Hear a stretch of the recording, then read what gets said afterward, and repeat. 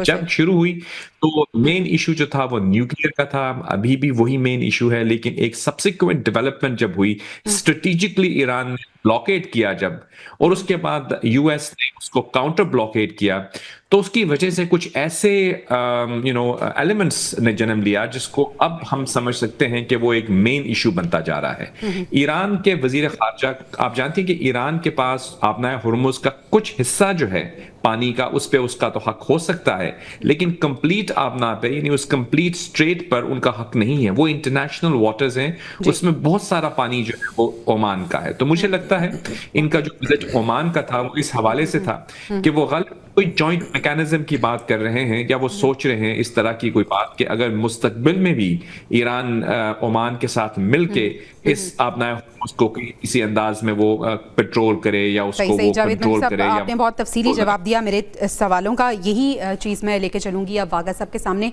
वागा साहब, आप क्या देखते हैं ये मुज़ाकरात का मुस्तकबिल क्या होगा? जिस तरह से जावेद मलिक साहब कह रहे थे कि बहुत सी ऐसी चीज़ें हैं जो पसे पर्दा चल रही हैं और भरपूर सिफारतकारी हो भी रही है और डेवलपमेंट्स भी हो रही हैं, बस फ़र्क ये है कि वो हमें नज़र नहीं आ रही हैं और इसका भी एक ख़ास मकसद है। क्या आप भी इस चीज़ से अग्री करते हैं? और फिर सर अब्बास अरागची साहब के जो दौरे हैं, आपकी नज़र में इन दौरों के मकासद क्या हो सकते हैं? एक तो हमें सबसे पहले ये देखना होगा कि मुज़ाकरात इस वक्त किस स्टेज पर हैं। ठीक है, लोगों को जो ये चीज़ नज़र आ रही है, जैसे कि पहले मीडिया पे सरेआम ये चीज़ें सामने आ रही थी कि उनके बयानात और उनके बयानात, ये बिल्कुल हमारे पार्टिसिपेंट की बात दुरुस्त है कि मामलात इतने हसास हैं कि इनको अब शायद वो मीडिया के सामने उस वक्त लाना चाहते हैं जब इनका कोई रिजल्ट सामने आ जाए। समटाइम्स ऐसा होता है कि मीडिया, मैं माजरत के साथ, किसी बात को भी शायद कोई दूसरा रंग दे दे और दूसरा फरीक उससे गलत कोई तासुर ले ले, जिसकी वजह से मुज़ाकरात में ज़्यादा ख़राबी या तातुल पैदा हो सकता है। मुज़ाकरात का अच्छे अंदाज में जाने की सबसे बड़ी निशानी ये है कि आप देखें कि दोनों ममालिक की तरफ से अमन है, ना तो उधर से किसी किस्म के कोई हमले हो रहे हैं, ना ही ईरान की तरफ से किसी किस्म का कोई जवाबी कार्रवाई हो रही है। इसका मतलब ये हुआ कि मुज़ाकरात बिल्कुल सही लाइन में जा रहे हैं और बहुत जल्द इसके जो नताइज हैं वो सामने आ जाएंगे। अब्बास अरागची साहब का पाकिस्तान आना, रूस जाना, ओमान जाना, ये उसी सिलसिले की एक इंतहाई अहम कड़ी है। उनके पाकिस्तान आकर उन्होंने बहुत सारी चीज़ें पाकिस्तानी हुकाम जो कि सालसी का किरदार अदा कर रहे हैं उनसे शेयर की हैं कि हम किन किन बातों पर बातचीत करने को तैयार हैं, जिसके जवाब में यकीनी तौर पर सालिस का काम है कि वो दूसरे फरीक से इस बारे में ये सारी तफसीलात शेयर करे और उनसे उनका जवाब ले।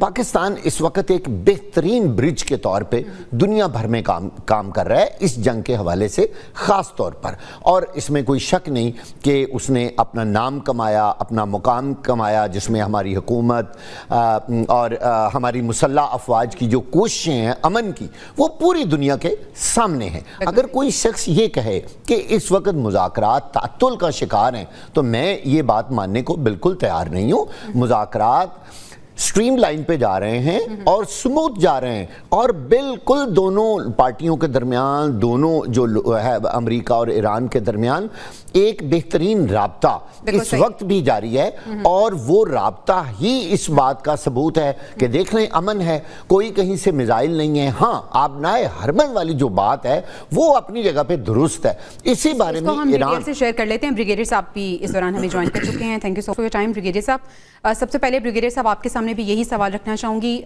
मुज़ाकरात के हवाले से मुज़ाकरात का मुस्तकबिल आप क्या देख रहे हैं? क्या आप समझते हैं कि बैकडोर डिप्लोमेसी भरपूर अंदाज से जारी है और अब्बास अरागची साहब का 48 घंटे में पाकिस्तान का दो बार जो दौरा है ये भी इस चीज़ की अक्कासी कर रहा है कि जो तहरीरी पैगामात हैं और जो तहरीरी मुसवदे हैं और अपनी अपनी शराइत हैं वो पाकिस्तान के थ्रू एक दूसरे को पहुँचाई जा रही हैं और ये मामला जो है वो चल रहा है, तातुल का शिकार नहीं है। क्या कहेंगे आप? जवेरिया, बिल्कुल मुज़ाकरात चल रहे हैं। ये जो एक स्टेलमेंट का पीरियड है, it is basically being utilised as एक दूसरे के मुज़ाकरात। पाकिस्तान बहुत अच्छा किरदार अभी भी अदा कर रहा है। आपके सामने ईरानी फॉरेन मिनिस्टर आए, पाकिस्तान अपने पॉइंट ऑफ व्यू देकर गए। पाकिस्तान ने वो अमेरिकन एडमिनिस्ट्रेशन को दे दिया। देन इवेंट टू ओमान से वापस आए।